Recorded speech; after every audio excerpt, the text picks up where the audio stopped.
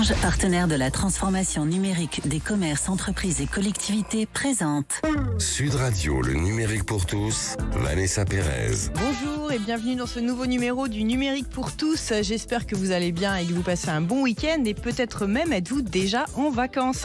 Et pour cette dernière émission de la saison, on va plus que jamais se projeter dans le futur en se demandant quelle société numérique nous voulons. En effet, le numérique appelle-t-il un nouveau contrat social? Va-t-on vers une société du capitalisme de surveillance? Le numérique sonne-t-il le glas des institutions? C'est ce que nous essaierons de comprendre avec nos invités aujourd'hui. Le numérique pour tous spécial société numérique, c'est tout de suite et c'est sur Sud Radio. Sud Radio, le numérique pour tous, Vanessa Pérez. Et tout de suite, pour parler de société numérique, j'ai le plaisir d'accueillir un entrepreneur, fondateur de nombreuses sociétés dans le domaine du numérique depuis son plus jeune âge et coprésident du Conseil national du numérique. Il est également auteur de l'ère numérique, un nouvel âge de l'humanité. J'ai le plaisir d'accueillir Gilles Babinet. Gilles, bonjour. On est ravis de vous avoir en plateau aujourd'hui. On a plein de choses à se dire. Mais alors, avant de commencer, quelle est la mission du Conseil national du numérique, qui est cette institution que vous présidez ? Le Conseil aide le gouvernement à réfléchir à sa stratégie dans l'ensemble. Bon, alors nous sommes à un moment de l'histoire où les crises écologiques, sanitaires, géopolitiques nous renvoient quand même aux mutations qui sont portées par le numérique. D'ailleurs, le numérique a sa part dans l'émergence de certaines mutations. On pense à la mutation des emplois, au cyberterrorisme, aux crises démocratiques. Est-ce qu'on est devancé par les innovations qu'on a générées, Gilles ? Je pense qu'on est toujours devancé par les innovations qu'on génère. La caractéristique de ce que l'on rencontre, c'est que la régulation arrive assez en retard. Donc on a 20 ans de décalage et donc on a des tas de gens qui en profitent pour faire un peu n'importe quoi et que c'est ça qui fait qu'aujourd'hui on a un numérique un peu dystopique. Mais on pourrait avoir un numérique qui est compatible avec une croissance durable parce que c'est vraiment une problématique. Moi, c'est vraiment ma conviction. Je pense que toute la question est d'arriver à avoir une alliance innovation-régulation qui soit de bonne qualité. Et je pense que on a eu, encore une fois, 20 ou 30 ans où on a eu une logique libertarienne qui venait beaucoup de Californie, consistait à dire surtout ne régulez pas parce que nous sommes finalement le nouveau monde. C'est la déclaration d'indépendance de John Perry Barlow et ça a fonctionné. Et puis aujourd'hui, on se dit, ok, ils font n'importe quoi, on va mettre en place le RGPD, le DMA, le DSA, qui sont 3 grandes régulations venant de l'Union européenne. Et on est en train de remettre un contexte un peu équilibré. Et c'est ce contexte-là qui pourrait faire apparaître une 3e ère, qui serait une ère d'innovation responsable. Alors justement, le numérique joue aussi un rôle fondamental dans la résolution de beaucoup de problématiques qui sont émergentes. Vous pourriez nous donner quelques exemples? Vous parliez du Web 3.0, mais comment peut-être ce nouvel Internet va apporter des vraies solutions? Écoutez, pour parler de l'environnement, je vais vous donner un exemple assez simple, c'est que aujourd'hui, l'agriculture, c'est un émetteur net de gaz à effet de serre. Et plutôt un gros émetteur, on estime aux alentours de 7 à 8% de l'ensemble des gaz à effet de serre. Et ce qu'on voit, c'est qu'un agriculteur peut gérer une dizaine de paramètres simultanément. Et en fait, l'agriculture, c'est plutôt 100 à 200 paramètres.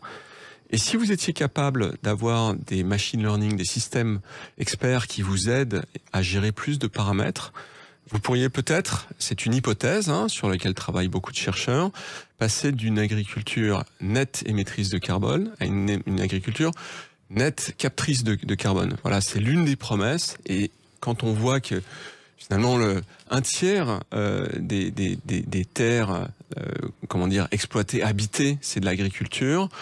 On se dit que le potentiel est extraordinaire. Et là, vous donnez l'exemple de l'agriculture, mais c'est vrai dans beaucoup de domaines, mais la question de l'éducation... Je pourrais vous donner des exemples pendant toute l'émission. Mais la transition, justement, et l'éducation de certaines populations pour changer le modèle est la vraie problématique. Oui, le sujet de l'éducation, c'est un sujet compliqué. Vous savez, quand la télévision est arrivée dans les années 50... la conviction unanime de tout le monde, c'est que ça serait un outil d'éducation. Et c'est pour ça d'ailleurs que ce sont les États, y compris aux États-Unis, qui s'en sont emparés et qui ont fait au début de la télévision presque exclusivement des programmes éducatifs. Et puis vous voyez ce que c'est devenu, ça a été dévoyé. Donc je suis assez circonspect sur cet aspect-là. Je pense que vous aurez toujours des gens qui feront des trucs idiots, qui n'auront qu'une vocation addictive. Et paradoxalement, c'est peut-être un des domaines qui m'inquiète le plus, en fait.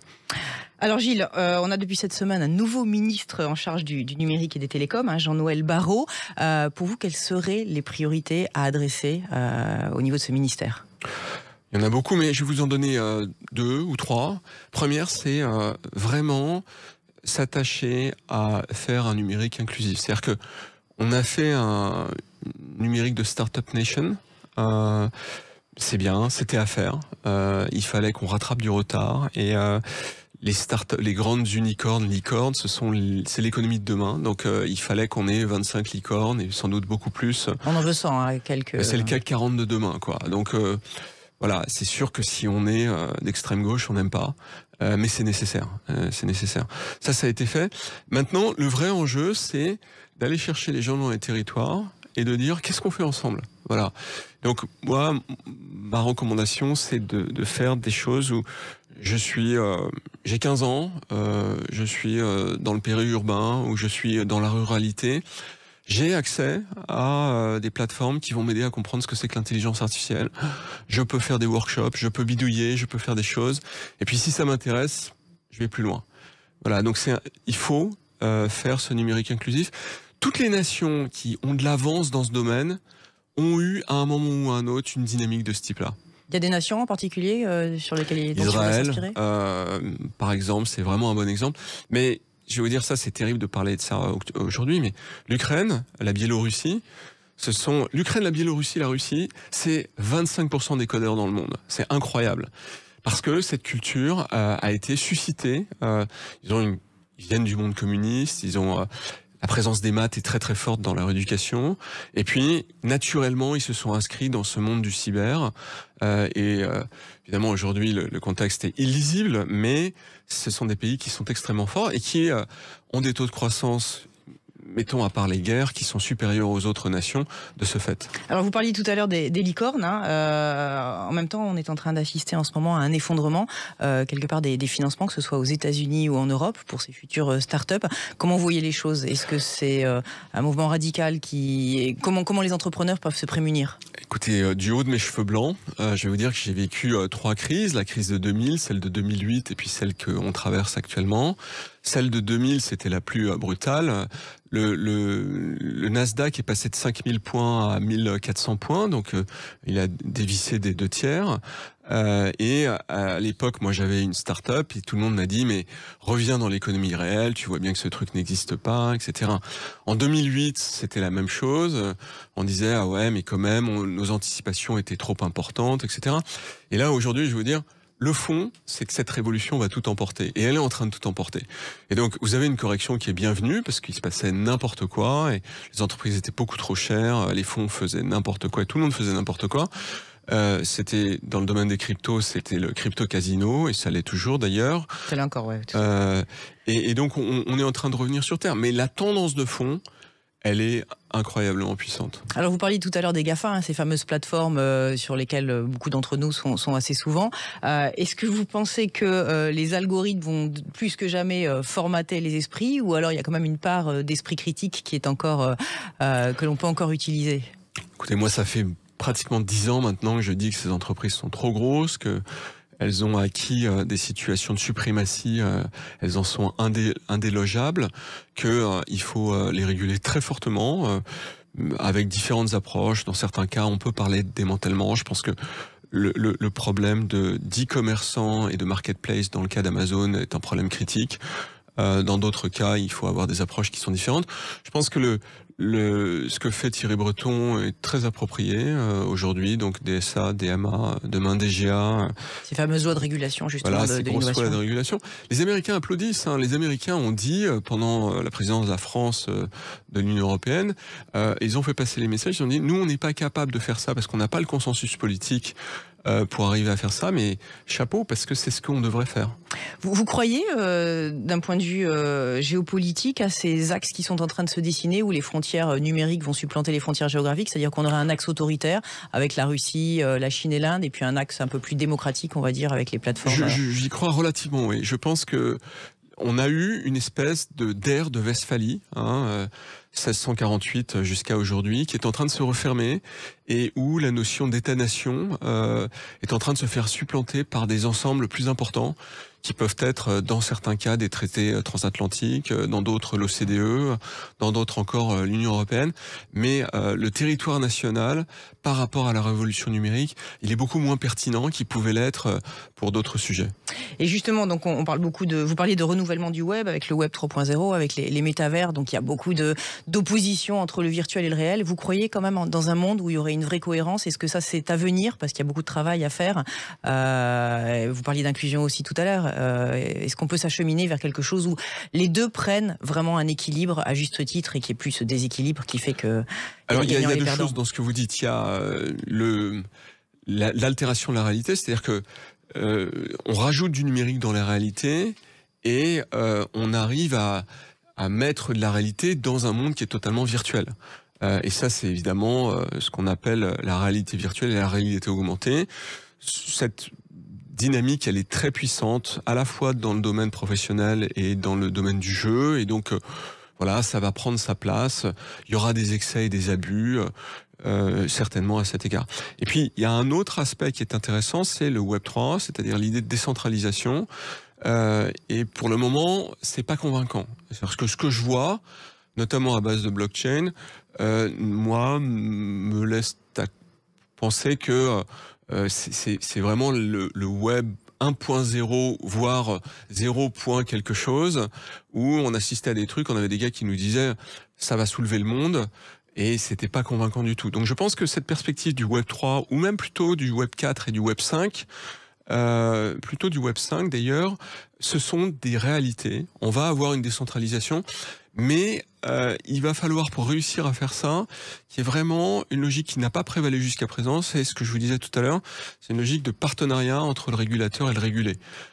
Et à cette réserve-là, on peut faire en sorte que on soit propriétaire de nos données et que ce soit plus les plateformes qui le soient, et que on ait des interactions avec des plateformes tierces qui utilisent nos données le moment où elles mettent en œuvre leurs algorithmes, et on reste propriétaire de nos données. Mais ça, c'est une logique qui est tellement rupturiste que je pense que c'est une logique de très long terme, 10, peut-être 20 ans. Bon, on attendra de voir. Merci beaucoup Gilles de nous avoir partagé votre éclairage sur l'avenir numérique de notre société. Restez avec nous, dans un instant nous allons parler de ce que le numérique peut générer de mieux, mais aussi de pire. Le numérique pour tous, spécial société numérique, ça continue et c'est tout de suite sur Sud Radio. Orange, partenaire de la transformation numérique des commerces, entreprises et collectivités, présente Sud Radio, le numérique pour tous, Vanessa Pérez. Et tout de suite, pour parler de société numérique, on a le plaisir d'accueillir un expert numérique spécialisé dans la planification et la gestion d'identité numérique, et surtout familier de cette émission. J'ai nommé Denis Malingro. Denis, bonjour et merci d'être avec nous depuis la Belgique. On va reconnaître votre fameux accent. Donc Denis, je le disais, vous êtes aux premières loges de la société numérique et de la façon dont celle-ci se façonne. Moi, j'aimerais vous demander comment les grands bouleversements technologiques de ces dernières années ont transformé notre rapport au monde. Bonjour Vanessa. Je pense que si on regarde les 2 dernières décennies, il y a fondamentalement 3 facteurs qui permettent d'appréhender un changement important. D'une part, je dirais l'accessibilité. Le prix des PC, smartphones, tablettes sont beaucoup moins chers aujourd'hui qu'il y a un certain nombre d'années. La connectivité, Wi-Fi, fibre optique, câbler la maison d'une certaine manière, et puis évidemment 2, 3, 4, 5G aujourd'hui. Donc la question de l'accessibilité d'une part, d'autre part la question, je dirais, de l'activité. Vous avez évoqué cette idée de Web 3. Aujourd'hui, on pourrait dire qu'on est dans une forme de Web 2, c'est-à-dire un mélange entre la première version du web, lire de manière assez passive, et puis écrire, produire du contenu. Donc les réseaux sociaux sont venus apporter une dimension d'activité. Et puis, troisième élément, c'est la question de la mobilité. L'ordinateur est passé du salon à la poche avec le smartphone. Donc, fondamentalement, ces 3 facteurs, selon moi, au cours des 2 dernières décennies, ont contribué à une innovation sociale majeure, qui est cette capacité, par la libre circulation de l'information, à créer de la confiance entre inconnus à l'échelle. Donc, très concrètement, prenez l'image d'une pyramide. Le savoir, c'est le pouvoir. Les autorités historiques, politiques, médiatiques, éducatives, voire familiales, avaient cette dimension de rétention du savoir qui était d'une certaine manière diffusée à la base dans une logique sommet-base. Aujourd'hui, avec cette circulation de l'information, cette capacité à croire tout et parfois c'est exact aussi n'importe quoi, il y a une pyramide qui est renversée. C'est désormais base, sommet, avec cette circulation de l'information. On pourrait prendre des exemples concrets. Imaginons un amphithéâtre universitaire aujourd'hui. En 2022, l'étudiant peut interrompre la prestation ex cathedra du professeur pour dire « Excusez-moi, vous avez mentionné quelque chose, mais selon mes recherches, sur tel et tel site, la présomption de compétence, comme dirait Michel Serres, je suis en désaccord avec votre propos. » Ou un deuxième exemple, et je ne m'arrêterai là, on pourrait imaginer l'an dernier, à l'été 2021, une secrétaire d'État enceinte qui se fait vacciner face caméra et qui recommande à toutes les femmes enceintes de le faire. Une femme enceinte pourrait rétorquer « Madame, je suis d'accord avec bien des recommandations que vous pourrez me formuler, mais hier, dans le rapport de Pfizer, il est écrit noir sur blanc que nous n'avons pas des données pour recommander cette vaccination aux femmes enceintes. » Donc, nous avons aujourd'hui ce renversement de pyramide qui est un bouleversement absolument fondamental. Alors justement, Denis, ce changement des rapports de force au sein de notre société va quelque part changer, on va changer la manière de s'organiser, d'organiser les pouvoirs politiques, de faire évoluer la démocratie. Quelle est votre vision sur le sujet? Très bonne question, Vanessa. Je pense que la question spécifique du politique est en effet un point saillant. Regardez les dernières élections en France. 70% des 18-34 ans n'ont pas été votés. À quel moment se posons-nous la question de qu'est-ce qui se passe et comment pouvons-nous réagir? Un commissaire européen a eu, il y a quelques années, une réflexion que j'ai trouvée très intéressante en la matière, qui était la suivante. Nous avons pensé les institutions dans un monde physique de manière verticale, la fameuse pyramide, le savoir c'est le pouvoir, alors qu'aujourd'hui, nous vivons davantage dans un monde numérique et plutôt horizontal, où l'information circule librement, où on est en capacité, dans une logique parfois un peu post-68, de contester davantage encore les autorités établies par le biais réticulé de l'Internet. Alors justement, Gilles parlait tout à l'heure des GAFA, et avec les GAFA, on fait rentrer une nouvelle dynamique qui est celle de ce que certains appellent le capitalisme de surveillance, en qui on peut avoir confiance à partir du moment où en fait on n'est plus propriétaire de ces données et que des opérateurs aussi puissants vous observent au quotidien. Il y a en effet là, je pense, une forme de paradoxe. Gilles soulignait l'importance et la taille considérable aujourd'hui de ces entreprises. Mais ce qu'il faut bien comprendre, c'est qu'en effet, derrière cet idéal de la libre circulation de l'information, il y a un modèle économique qui, en quelque sorte, vient biaiser cet idéal. Je m'explique. Le capitalisme de surveillance ou l'économie de l'attention, c'est cette idée de gratuité contre publicité. J'accède à un service gratuitement en échange de mes données au lieu de payer pour celui-ci. Le problème d'un tel modèle, c'est que ça encourage les plateformes à ramener les utilisateurs et ça a pour moi un triple effet nocif qui est la capacité d'addiction, on nous donne ce que nous voulons tout le temps, la capacité de polarisation, chacun dans sa propre conception du monde, les fameuses bulles, et puis la capacité de manipulation. Donc, fondamentalement, il y a cet idéal de pyramide inversée, mais il y a une forme de biais inhérent au fonctionnement des plateformes, ou je dirais inhérent au fonctionnement du modèle économique des plateformes prétendument gratuites. Alors, vous voulez dire, quelque part, on se croit tous libres à pouvoir s'exprimer librement sur l'ensemble des réseaux et des plateformes, et en fait, le prix de cette liberté et cette surveillance, c'est ça que vous voulez dire ? Fondamentalement, c'est vraiment cette idée du biais. Mais si vous prenez une réflexion, vous prenez un peu de hauteur même par rapport à ce modèle, on pourrait imaginer aujourd'hui que accéder gratuitement à une plateforme de type Instagram ou Facebook en échange d'un paiement pour visibilité ferait sens. Le problème, c'est qu'au-delà du biais de l'information, il y a aussi un déséquilibre dans le rapport de force, dans le sens où, selon moi, nous sommes triplement perdants. Nous sommes d'abord perdants parce que l'ingénierie de ces plateformes est faite pour capter notre temps d'attention qui n'est pas rémunéré, point 1. Point 2, nos données, et c'est le corollaire du premier point, sont collectées sur base de notre expérience de la plateforme, et là non plus, nous ne sommes pas rémunérés.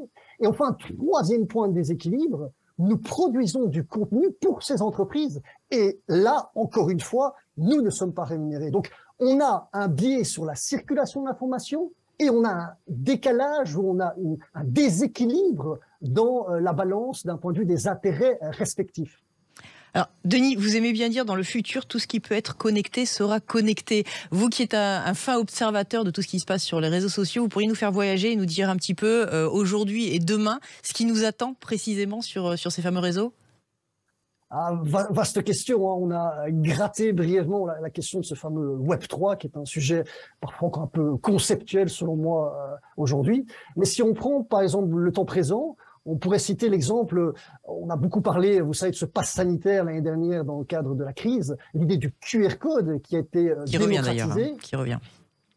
C'est un autre débat, mais ce QR code fondamentalement est quelque chose qui aujourd'hui à l'Est, en Chine, pour ne pas citer un pays, est utilisé depuis de nombreuses années. En réalité, le QR code, il est déjà anachronique, il est déjà dépassé. On va aujourd'hui vers une forme de passe, je dirais, biométrique. Alors, sans rentrer dans des considérations polémiques autour d'une notation individuelle, aujourd'hui, on peut utiliser le biométrique pour tout. Prenons la Chine. Je voyais un cas amusant avec le parc du Temple du Ciel à Pékin. Pour limiter, pour réduire l'abus de consommation de papier toilette dans les toilettes publiques, vous devez désormais scanner votre visage pour obtenir 60 cm de papier toilette et attendre ensuite 9 minutes pour pouvoir demander à nouveau 60 cm de papier toilette. Bon, ça c'est un exemple gag, mais vous allez retrouver le biométrique pour les distributeurs à boissons, pour les transports en commun, avec évidemment, vous imaginez tous les usages et les risques dans une logique accès-pas accès qui peuvent découler de cela. Donc, on voit aujourd'hui que le biométrique est là et a vocation à s'installer davantage dans le futur. Et puis, peut-être brièvement un deuxième exemple plus futuriste, on voit aujourd'hui émerger des technologies type 5G, on voit la 6G qui est en développement, on peut imaginer dans une dizaine d'années pouvoir faire des appels en hologramme par exemple.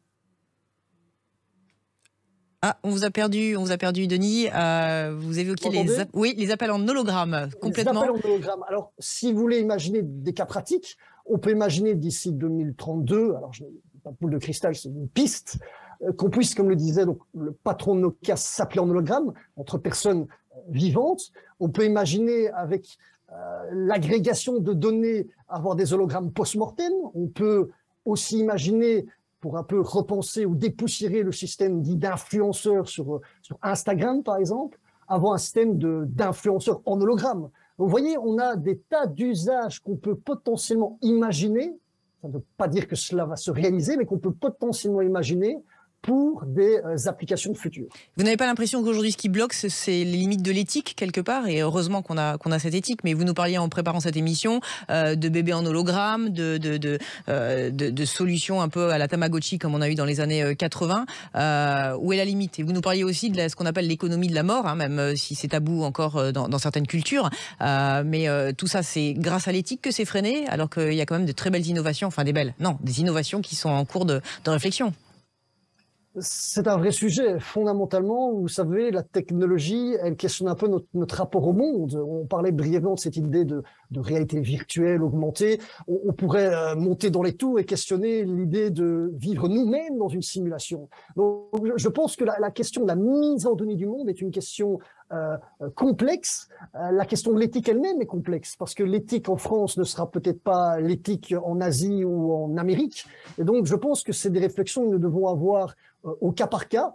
Typiquement, quand Microsoft dépose un brevet pour pouvoir créer un bot, un robot intelligent post-mortem qui permettrait, après qu'une personne soit décédée, que l'on puisse discuter avec elle, avec anticipation des réactions qu'elle aurait eues grâce à l'utilisation de l'intelligence artificielle en faisant l'agrégation des données conversationnelles, est-ce que oui ou non, en tant que société, on accepte ce type de développement technologique?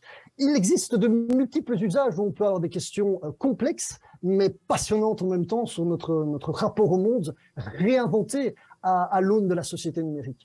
Denis, Gilles parlait de la notion d'inclusion. Hein, vu de votre prisme, est-ce qu'on va vers davantage d'inclusion, une fracture numérique qui va augmenter dans les années à venir? La question de la fracture numérique est absolument fondamentale. Je pense que... je vais vous donner une anecdote. Il y a 1 ou 2 semaines, je me baladais en rue et une vieille dame vient m'aborder en me disant qu'elle a lu des réflexions que j'ai partagées dans un journal sur le sujet du Web3 et plus spécifiquement de la valeur potentielle d'une maison virtuelle. Et alors, j'ai essayé de lui expliquer ce que je pensais être des pistes intéressantes à explorer pour comprendre pourquoi on peut acheter aujourd'hui une maison à $500 000, une maison virtuelle, à côté de celle de Snoop Dogg. Et j'ai vu dans la réaction de cette dame une expression qui était de l'ordre de « je ne veux pas savoir, ça n'est plus pour moi, je suis dépassé ». Et donc, fondamentalement, cette question de la fracture numérique, elle est pressante aujourd'hui, parce que nous avons quand même plus de 3 milliards de personnes encore à connecter, mais je pense qu'elle a vocation à devenir plus prégnante encore à l'avenir, de par ce développement scientifique et technologique accéléré, comme l'avait bien théorisé l'ancien patron de Google X. Merci beaucoup, Denis. Décalage avec notre capacité à répondre aux conséquences qui en découlent. Merci Denis pour votre éclairage. Le numérique pour tous, c'est fini pour aujourd'hui. Un immense merci pour votre fidélité. Vous avez été chaque jour de plus en plus nombreux à nous écouter, à nous regarder sur les réseaux sociaux et à télécharger nos podcasts et surtout interagir avec nous. Alors pour tout cela, je vous dis merci. Je vous souhaite un très bel été. Profitez-en pour déconnecter et surtout pour profiter de l'essentiel. Et je vous dis à très bientôt. Sud Radio, le numérique pour tous, Vanessa Pérez. Avec Orange, partenaire de la transformation numérique des commerces, entreprises et collectivités. Orange.